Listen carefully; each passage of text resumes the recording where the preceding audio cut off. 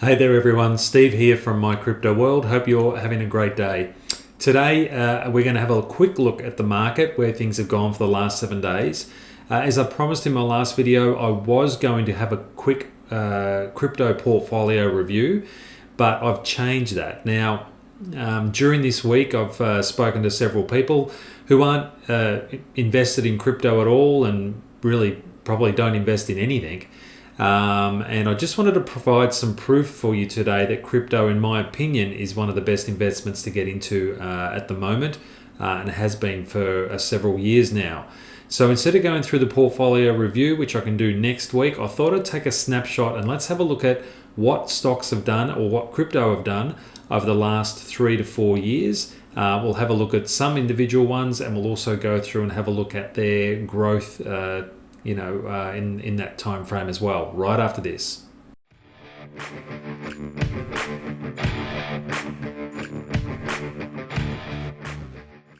Okay, so before we have a look at a couple of cryptos individually, let's have a look at the market overall and see where that's moved for the last 7 days since our last video report.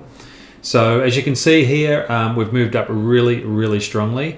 We had a resistance level here at the $1.79 trillion mark. Now, in my opinion, I was quite surprised that we broke through that. I didn't think we had enough strength left in this 31-day cycle for it to get through that. I was actually very comfortable if the market had have hit that resistance and moved back down from that area there, but it didn't. It broke straight through it. So you can see here that a number of times the market, even all the way back here, what's that, February 21, the market sort of hit that peak and then bounced away from it. We did break through it eventually again, but then over here later in the 2021 area, we also found resistance when the market tried to break back through that $1.79 trillion mark. It then attempted that again, it didn't quite get there, and that's when we fell away into the recent lows that we've been experiencing for the last several months. So to see the market come up quite strongly through that period, through that resistance level of 1.79 is incredibly positive. What do I expect now? Well, we're coming into the last part of the cycle, the 31-day cycle. Now remember, our last cycle didn't hit 31 days, it only hit 28 days. At some point in time that'll get made up, so this cycle might last for 32 days, might go to 33, 34 days, just to balance up the equation there. So we're not too sure where that cycle, the current cycle, will finish. But even if the market came back down, I suspect it will take a breather at some point in time, and it may fall back down and rest nicely on the other side of that $1.79 trillion dollar resistance level before it moves up from there and continues to rise upwards. Clearly, once it does that, we have 2 extra resistance levels that we need to be aware of. This peak here, at around about let's have a look here, what was the high there at $2.3 trillion mark, and then obviously the all-time high up here of 2.58 trillion. There are next major levels of resistance that we're going to either hit and come back for a breather before we try to break through them again, or possibly the market's got enough strength in it and it's going to continue to boom through that period, through those resistance levels. So at the moment, it all looks very positive. I know there's been a lot of people in my private traders group who have been a little bit concerned over the last 6 months, and rightly so. If you've never experienced the pullbacks of a market before, it can be quite daunting. You really do go to different levels in your mind about it's all over, Red Rover, or we're never going to recover from this, or I've lost all my money. And you can get very impatient as well. So for those that were able to hold on through that, good on you and congratulations, especially if this has been your first pullback. For those who are able to dollar cost average and invest more, buy on the lows, and just wait for the rises to happen again, that's great to hear as well. I've had some fantastic conversations with people over the last week, and which has been great. Now, I've also had some different conversations with people over the last week. So what I'm going to do now is bring up some data that I've put together about how the market has been over the last couple of years, and why I still think that crypto has got a long way to go, that it's a very secure and safe investment, and that things aren't as bad as everyone seems. Let's go and have a look at that now.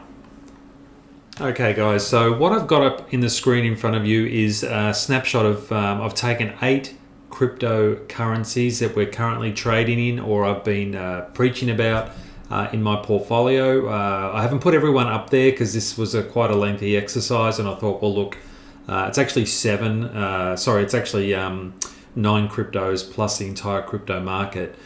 But I think I just wanted to throw a different perspective on where or what I look for in markets.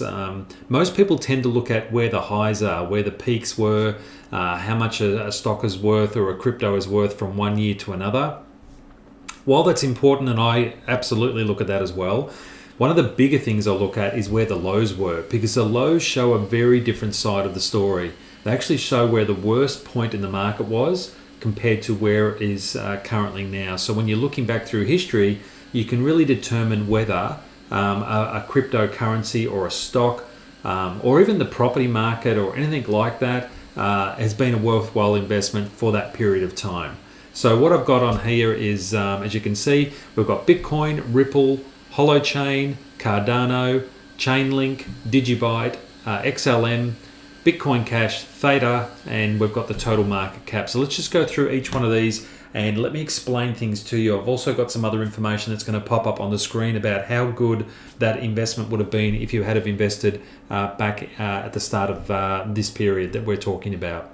So Bitcoin Cash is very one of my popular ones, but Bitcoin has been obviously the leader when it comes to making money out of crypto, because it was the first. It's always going to be the most well known. It's going to be the most popular for a while. It'll take a long time for that to wear off. Same thing happens in life in general. When the first person who walked on the moon was Neil Armstrong, does anyone remember who the second one was? So it's very hard to understand or to realize what's going on in the market. If you went out and interviewed people on the street, most people would understand that there is a crypto market, and most of them would say Bitcoin is the only one that there is. So for that reason, it's the most popular because it was the first. That doesn't mean it will always be like that though. So Bitcoin back in 2017 was $751. In 2018, it went to $3,000. 2019, $3,500 was a low. These are approximates. I haven't put the exact figures in there, but it's roughly right. In 2020, the low of Bitcoin was $4,000, and in 2021, the low was $28,000. I think the low happened early in the year, earlier this year. So if we compare that to where it is at the moment, Bitcoin Cash is currently worth around about $47,000. Now, if you had invested any money into Bitcoin Cash back in 2017, when the cost of it was $751, you would have made a 8,600% return compared to where the market is from then to what it is actually currently trading at today. Let's have a look at Ripple. Ripple in 2019 was 17 cents. It actually went lower in 2020. Now, we all know about the SEC lawsuit that's been playing out in the media. So there's a good reason for that one to go backwards there. In 2021, the low, so this year, the low was still at 21 cents. Now, I've been preaching XRP for a long time and telling people that to ride the storm out, it will be okay. The price of Ripple today is around about $1.10, which is a 760% return on your money if you had invested back in 2019. And there are people who invested well before that as well, I might add. This is just as much as far as my data goes back, as when I started investing into coins as well. So Holochain, HOT is the handle for that one. Back in 2020, I got into this project. I really felt they had a good story behind them, good backing, very good management. So I bought them in 2020. I bought them just for a little bit above 0.0003 cents. I think I got in at around about 0.0005. But the low that year was the 0.0003.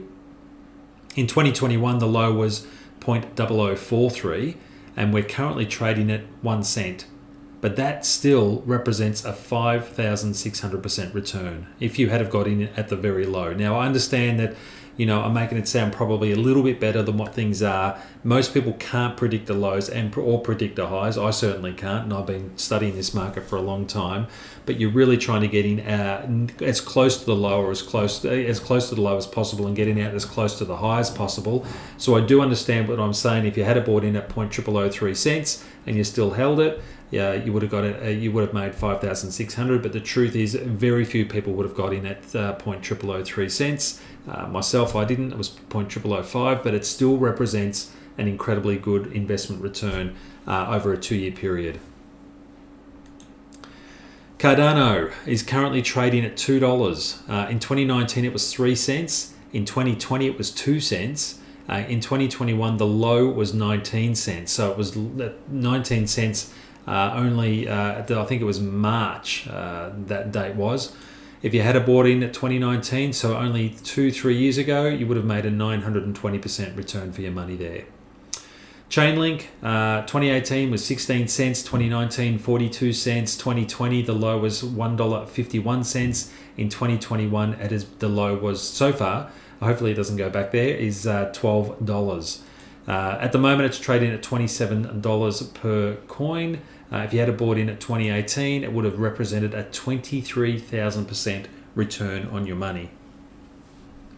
Digibyte, the one I get criticized the most for, probably from everyone out there, saying how dull and boring it is. It doesn't do anything. So let's have a look at Digibyte. This is blew me away when I worked out these prices. In 2017, it was less than a cent. It was less than a tenth of a cent. It's pretty low. So 0.0002 was the market value back then. In 2018, it moved to 0.007. It dropped a little bit in 2019 and went to 0.005. Then dropped a bit more in 2020 and went to 0.002. And this is probably where I got the most criticism from everybody for buying into this and investing into it. And that's fine. Everyone's got their own opinions, and I'm certainly happy to wear part of the brunt for a bad period that Digibyte went through. In 2021, though, the low was as low as 2 cents. So at the moment, Digibyte is trading at 7 cents. Now I didn't get in in 2017. I actually didn't get in till around about the 5 cent mark. Sorry, not 5 cent, but 0.005 of a cent. What have we got here? So if you had bought in then, though, it would have represented a 49,000% return.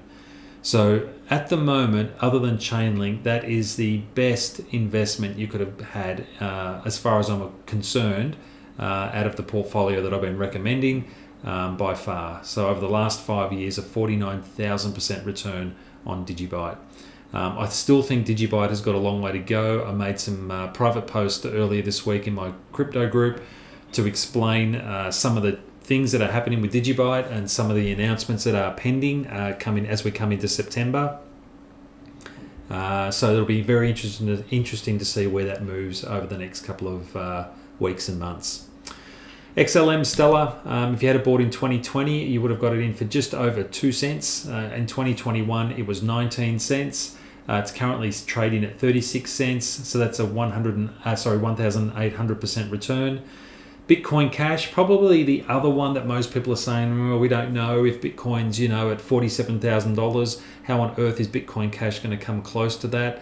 The truth is, it doesn't have to come close to $47,000. I'd be very happy if Bitcoin Cash still hits my predicted target of, $5,000 to $8,000 before the end of this year. That's still a really good return.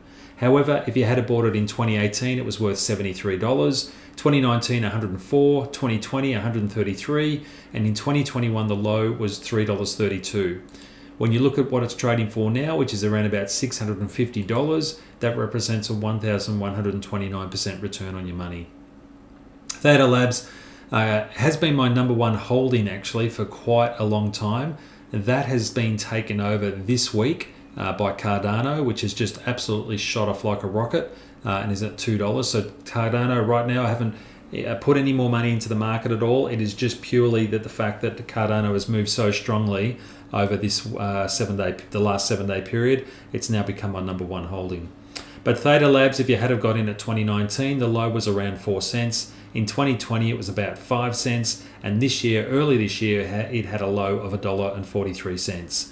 Currently trading at $7.10. That's a 24,500% return. So far out of the portfolio, and all the other ones that we've got in the portfolio are very similar to this. I just didn't go through. There were no real ones that I thought, that was a bad investment. There are a couple that are in the negative territory, which I'll go through next week. I'm not trying to hide anything by that. I still think they've got good value behind them, so they'll eventually get there. But if you just have a quick snapshot of that, the leaders there are Digibyte with a 49,000% return, followed by Theta, a 24,500% return, and followed by Chainlink in third place at a 23,000% return.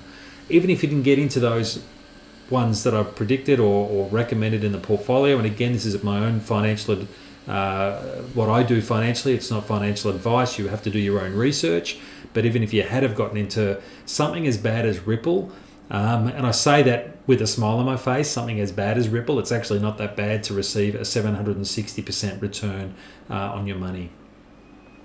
Now, if we have a look at the total market cap, let's just have a look at this for a moment. In 2017, it was $12 billion. In 2018, it had grown to $91 billion, or I should say it has grown to it, but it grew beyond that. But remember, we're talking about market lows, actually. So the market low in 2018 was $91 billion. The market low for 2019 was $102 billion. In 2020, it was $108 billion. And the market low this year so far is at $745 billion. Now, where we are at the moment, we are probably going to hit the $2 trillion mark sometime, if it's not this week, certainly in the next couple of weeks. And we're edging closer and closer to that again. We've already passed it once before, but as with the market drops that happened this year, we've been trading below that for quite a while now. So, but we are probably due to reach that. I would be not surprised if we did this in the next couple of days. If you had have bought the total market cap or purchased your trades that you owned a portion of that back in 2017, you would have made a 99,900% return on your money. So when people come to you and you're talking to them and you're saying you're part of this investment group, or you watch this crazy guy on YouTube and he's been recommending all these cryptocurrencies to get involved in, and they say to you, you're absolutely crazy, you're going to blow your money, you'll be working for the rest of your life, don't believe them. The truth is the market will always be there. The market will always go up. It'll always come back down. But overall, the market will grow. It cannot just stop. It cannot just fall flat, because the projects that these companies represent are really what's driving the driving force behind the price rising, and the more and more people becoming invested into these cryptocurrencies. There's very strong projects and sound projects that back all of these coins up that I've got on my screen in front of me, as well as the other ones that are in the portfolio, which I just haven't brought up today. When they do say that to them, you can smile and nod and say thanks for the advice, or you can say, do you know what, actually the market's quite strong. Show them this video if you want to, get them to do their own research. And that's one of the other things that I've found in talking to people, certainly in the last 6 months when the market hasn't been doing very well or performing the way we would like it to perform, is that a lot of the people who want to give me advice actually haven't done any research themselves. They don't look at the market. They just hear on the grapevine that something's going bad. They haven't done research into individual companies or the CEOs of companies. They're not looking at stocks and chart data. They don't do any of that, but they're happy to tell me that I'm crazy and that, I'm absolutely not even crazy. I'm absolutely fucking stupid, basically, for risking any type of money into a market. So anyway, that's where I think I'll leave things for today. And please, if you've got any questions, let me know. If you've got any comments, put them in the box below. Next week, as I promised, I'll go through a quick portfolio review. We'll have a look at where things are at. And I'll give you some price predictions for the end of 2021. And we'll go from there. So have a great week, everyone. Take care. Speak soon.